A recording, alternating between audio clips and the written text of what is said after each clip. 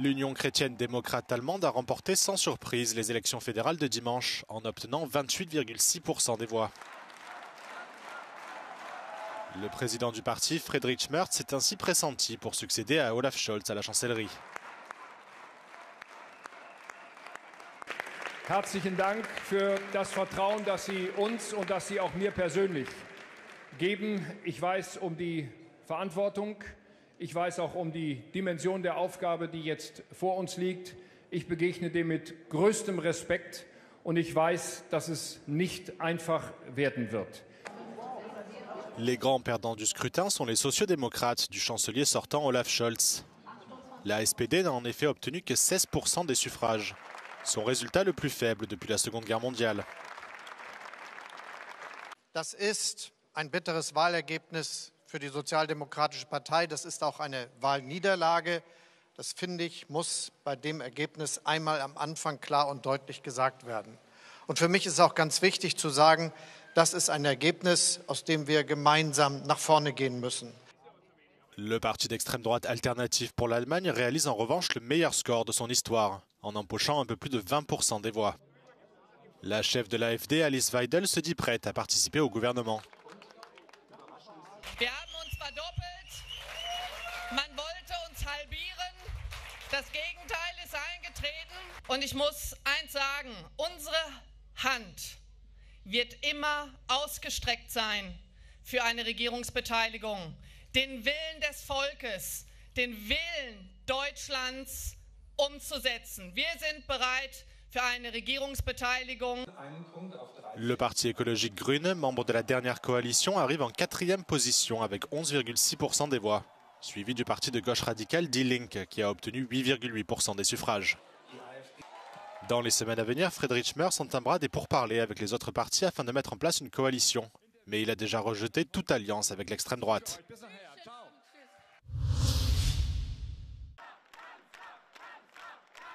Les réactions des dirigeants européens et internationaux se succèdent après les élections législatives allemandes remportées par les conservateurs de la CDU. Le vice-premier ministre irlandais Simon Harris a félicité son collègue du PPE et a écrit « En tant que leader du Fine Gael, j'ai hâte de travailler avec le nouveau gouvernement ». Le premier ministre grec Kyriakos Mitsotakis a qualifié le résultat de victoire décisive pour l'Allemagne et l'Europe. Le Premier ministre tchèque Petr Fiala souhaite à l'Allemagne de réussir à former un gouvernement et se réjouit de l'approfondissement des liens entre les deux pays. Le président américain Donald Trump a déclaré que ces élections étaient un grand jour pour l'Allemagne. Selon lui, tout comme les États-Unis, le peuple allemand en a eu assez du programme dénué de bon sens, notamment en matière d'immigration et d'énergie, qui a prévalu pendant de nombreuses années. Le Premier ministre israélien Benjamin Netanyahou a félicité Friedrich Merz pour ce qu'il a appelé une nette victoire. Il a ajouté qu'il se réjouissait de travailler avec le gouvernement pour renforcer les liens entre Israël et l'Allemagne. Le parti conservateur CDU est arrivé devant le parti d'extrême droite AfD qui a enregistré un bond d'environ 10% depuis les élections de 2021. Malgré l'avance de la CDU aux élections, elle aura toujours besoin d'un ou deux partenaires de coalition pour gouverner. Friedrich Merz, le leader du parti conservateur CDU, devrait sans surprise majeure devenir le prochain chancelier allemand à l'issue des élections de ce dimanche. Amateur d'avions privés et ayant travaillé dans le secteur bancaire ou de grande administration, Merz est âgé de 69 ans, marié et père de 3 enfants. Ancien rival de longue date d'Angela Merkel, il a abandonné pour un temps le parti en raison de leur concurrence. La démission de la dame de fer de la politique allemande lui a ouvert la porte de retour qu'il a utilisée pour faire pencher le CDU à droite sur certaines questions, notamment sa position intransigeante sur l'immigration est l'une de leurs principales divergences. Ainsi, en janvier, il a fait adopter une motion non contraignante préconisant des règles d'immigration plus strictes, en dépit des critiques selon lesquelles cela pourrait enfreindre le droit d'asile allemand et celui de l'Union européenne. Pour cela, Merz s'est appuyé sur le soutien de l'AfD, mais après un tollé, a promis de ne plus jamais travailler avec l'extrême droite. Voting in Germany is notoriously complex, but we're here to break it down for you. On February the 23rd, around 60 million eligible voters are called to the ballot boxes to elect 630 members of the Bundestag. Voters do not directly elect the country's chancellor, but the results will eventually determine who governs and who's chancellor. Each ballot paper has 2 votes. The first is for a candidate running in the voters' electoral district. There are 299 of these across Germany. The candidate with most votes in a given district wins a seat in the Bundestag based on a first-past-the-post system. The second vote is for a political party. This vote determines how the Bundestag seats are distributed between the parties, and it's based on proportional representation. So if a party gets 20% of the vote, it should get 20% of seats. But here's the catch. A party must either win at least 5% of the national vote or get at least 3 members directly elected in their districts in order to be represented in the Bundestag. This is to avoid political fragmentation and legislative gridlock. Look out for this on election night, as there are 3 parties polling around the 5% mark. Whether they reach the threshold or not could be crucial for efforts to form a government. In past elections, additional Bundestag seats have been created for candidates who directly win a district seat, but where that seat hasn't been secured by their party in the second vote. This time, though, these seats, known as overhang seats, will be scrapped, as new legislation has been passed to keep the seat number to 630 and prevent the Bundestag from growing. After seats have been allocated, parties enter talks to form a majority coalition to govern. The German president puts forward a candidate for chancellor, usually in agreement with coalition parties. The candidate must then secure majority support in the Bundestag to be elected.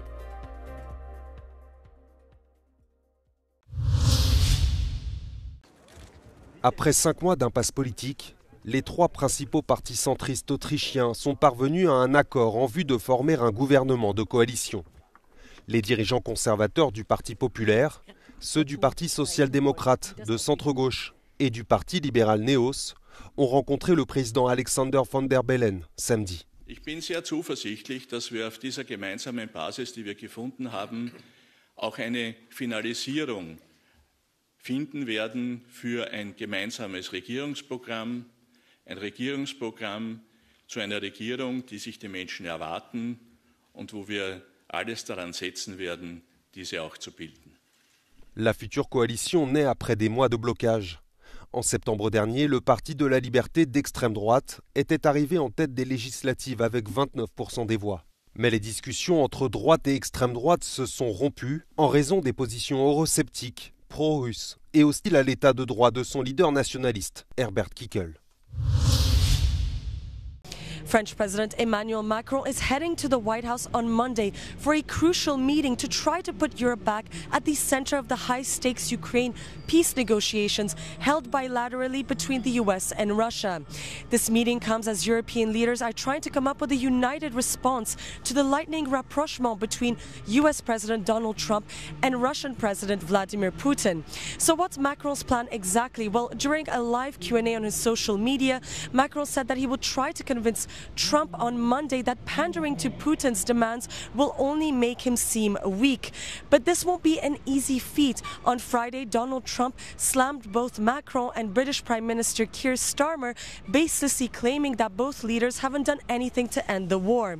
Macron will be the second European leader to go to the White House since Trump's inauguration, after Polish President Duda's meeting with Trump on Saturday. But the diplomatic ballet is far from over, with British Prime Minister Keir Starmer set to meet with Trump on Thursday in order to try to shore up support for Ukraine. Alors que la guerre fait toujours rage en Ukraine, les États européens de la force de réaction de l'OTAN ont achevé un des exercices militaires le plus important depuis des années. Cette phase d'Art 25 comprend 10 000 militaires, dont des soldats et des marins de 9 nations alliées. Il implique 1500 véhicules, dont des chars, des lance-roquettes, des véhicules de combat, d'infanterie et des véhicules blindés de transport de troupes, et plus de 20 avions de toutes sortes. S'ajoutent des moyens navals, des frégates, des destroyers, des sous-marins. Le volet maritime de l'exercice a lieu en mer Égée. Located here between Ukraine and Moldova, close to the Black Sea, this exercise is a rapid response force ready to be deployed if necessary. It also represents a significant strengthening of European defence strategy within NATO. Les États-Unis ne sont pas directement impliqués dans l'exercice, mais les commentaires du président américain Donald Trump, qui a déclaré que l'Ukraine était responsable de la guerre qu'elle menait sur son territoire, pèsent lourd dans la balance. Des militaires de haut rang affirment que l'OTAN est convaincue que la guerre en Ukraine est au contraire une attaque délibérée de la Russie.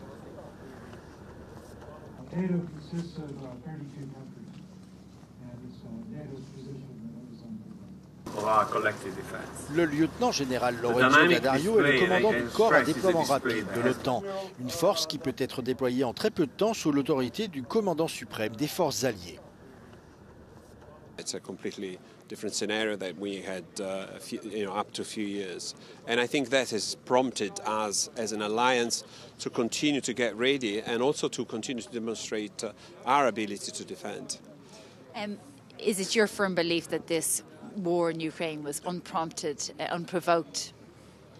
It certainly was unprovoked, and certainly was a war that was an aggression on Ukraine. There's been a lot of pressure for European countries within NATO to provide more weapons and more defence. Has that shown up? I think all countries that are on NATO are intent in making sure that their defence, their tools are better tooled and better trained. This is for sure. This is what we do as soldiers. L'OTAN affirme que cette phase DART 25 accroît l'interopérabilité, l'efficacité et la résilience de l'Alliance face aux risques graves qui pourraient menacer l'Europe dans le futur.